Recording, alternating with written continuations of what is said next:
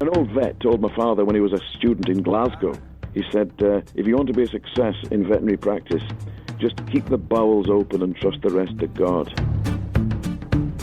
That was a comment from the real James Herriot's son about old-time vetting in his dad's time, and is one of the many memorable comments made by the guest of the Vetpodcast over the past year or two.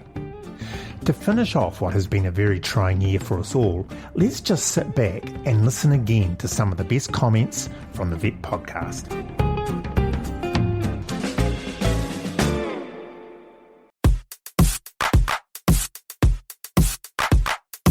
You are listening to the Vetpodcast, presented by veterinarian Dr. Brian Greger from New Zealand. Join us as we discuss pet health issues from around the world.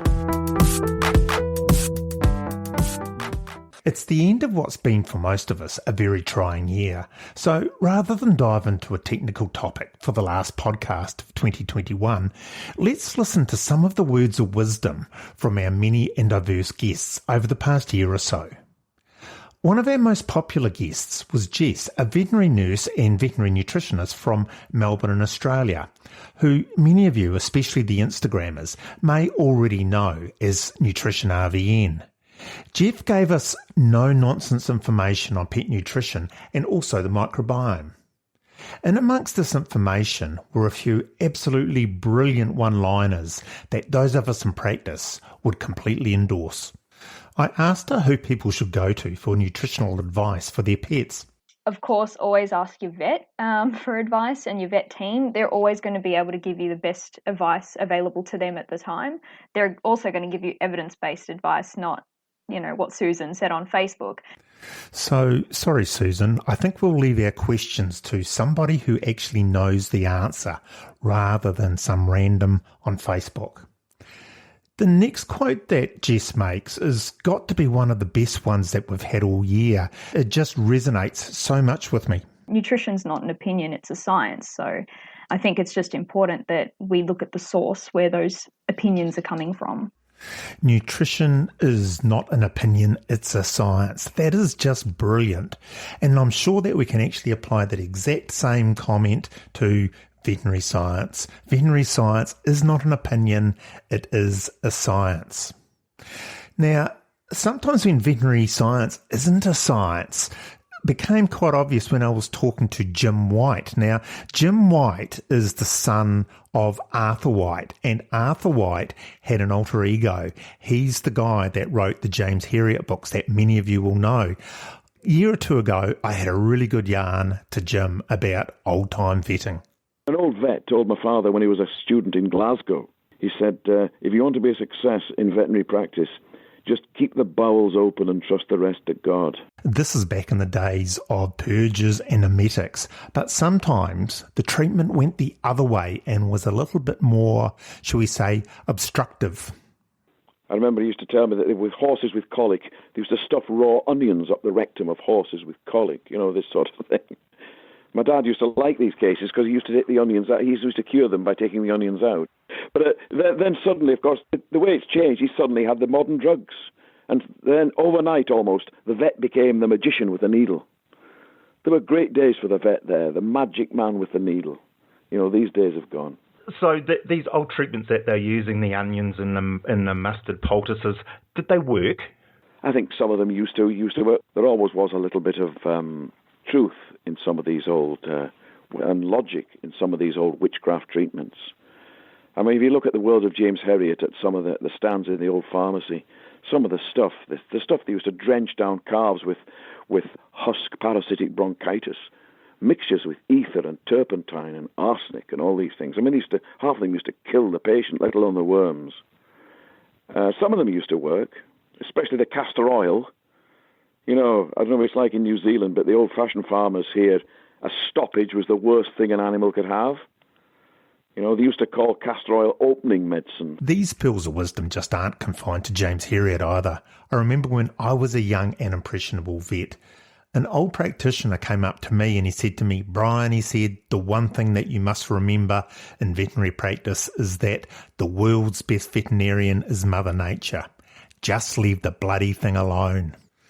Let's keep moving. While doing these interviews, I have come across some absolute characters, and probably without a doubt at the top of a list is our old friend George Sophronides. George is one of the bosses of OriVet, which is an Australian genetic company, and he just came out with the most amazing statements. We've been talking mainly about dogs. You do these similar tests for cats? Oh, cats, don't get me started, Brian. If you thought dog people were challenging, cat people, seances and burning candles and incense going. So apologies to our cat lovers who are listening to this. We really don't think that you're crazy, cat ladies. We really do love you. George also jumped into the realms of, I don't know, it almost sounded like something that Dr. Seuss would have written. You know, you might be at a park and you might be walking your cavoodle and someone might say, oh, what's that? That looks like a schnoodle. And all of a sudden you'll start thinking, schnoodle? I thought it was a cavoodle. I'm going to do my DNA test to verify. Sometimes during the production process, I have had to get quite creative, I suppose is the word, with the editing of some of the recordings. An example here is of an interview that I did with Benjamin Kennedy, who is an exotic veterinarian working in the UK. We'll hear more from him soon. I asked the question of Benjamin, what makes a good pet? And he was bestowing the virtues of a mantis as a pet. So here's the two cuts. The first excerpt here is as you heard it. This is as it was after editing in the podcast. But the next one is as it was actually recorded. A mantis, for instance, is a wonderful pet. Easily the equivalent of a hamster, truthfully. And so here is what was actually recorded. A mantis, for instance, is a wonderful pet. Easily the equivalent of a hamster, truthfully. By the way, I live next to a station. So did you hear that? Yeah, I did hear that, yeah. Give me a moment. And it's not just trains which cause issues with the recording process. Here is Lindsay Thomas, who is another UK-based veterinarian. Lindsay deals with fish, and I was asking her about the type of conditions which can be treated and which fish can get. As she's answering, let's welcome Sky the cat. I've done the same thing again. The first cut is as you would have heard it, as it was edited, and the second cut is as it was actually recorded. The kind of conditions that you are looking for and treating in the animals are the same, again, as we would see in your standard companion animals, your farm animals, humans, tumours, lacerations, infections, parasites. The main things clients are going to present for are things like skin infections, fin infections, possibly tumours, lacerations and things. And this is how it started. Tumours, lacerations, infections, parasites, they're your major kind of things that you're looking for? Sorry, one sec, I'll start that again while the cat has a slight... Sky, shush! Sorry, she's gone up into the loft now. It should be okay. I don't know what's got into her. That's all right, because I've got a possum up on the roof at the moment too, banging and crashing. So. Welcome to the Antipodes. Let's go back to Benjamin Kennedy, the exotic vet from the UK. I asked Benjamin what I thought was a fairly straightforward clinical question. How do you tell if your pet insect is sick? Now, I was expecting an answer that came back along the lines of stops eating, lays on its back, changes colour. I don't know what a sick insect looks like. The answer that I got was more to do with marital relationships than veterinary medicine. To quote the great Mary Branca, who is one of the first female presidents of the BVA, she founded the Veterinary Invertebrate Society. And when she would be asked this question, and her response would be, how would you know your wife is sick? To which her response is, you would look at her, and you know, because you should know your wife.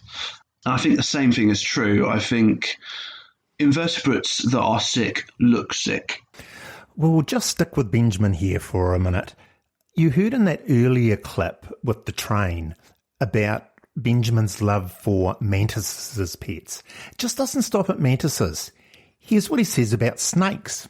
I think many snakes probably see their owners as mouse dispensers, but I think even snakes can get very used to you and handling you and can give you support and interact with you.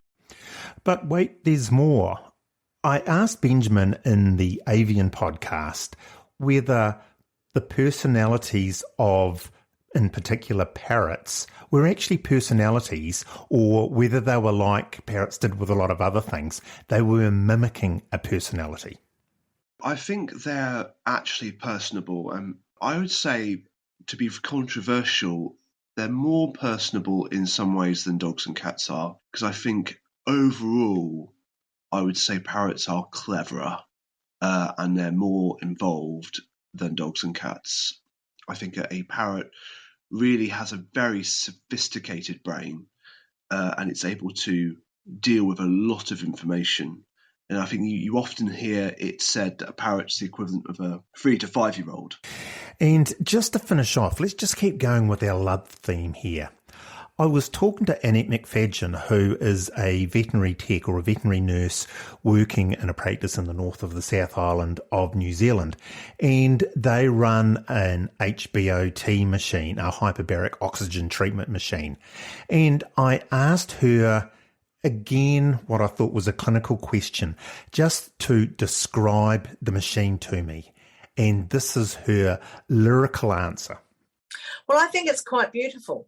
It looks aesthetically pleasing. It's a big white spaceshipy looking thing with a control panel at one end and kind of like portholes, 3 of those around, so you can watch what's going on with your patient and they can look back at you.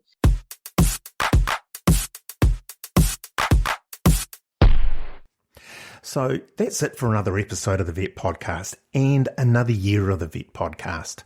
I have purposefully made this episode quite short because we have all got a lot to do this time of year. I would like to thank everybody who has contributed to the Vet Podcast in the last year, and to be fair, since the whole project started, which was a number of years ago. This podcast wouldn't be the Vet Podcast without animal professionals who are willing to contribute. So if you have got something you would like to contribute, please get in contact with me. Either email me at vetpodcast@gmail.com or through one of our social media sites. Just search for Vet Podcast. I would also especially like to thank the listeners. Thank you for sticking with me while we have been making this. So can you all please have a wonderful festive season and keep safe, and we will talk again in the new year. Merry Christmas, everybody. And that's it for another episode of the Vet Podcast. All of our links are in one place at beacons.ai/vetpodcast. That is beacons.ai/vetpodcast. And while you're there, don't forget to buy us a coffee. On behalf of me, Brian Gregor, and everybody else involved in the making of this podcast, thanks for listening, and we'll catch you again soon.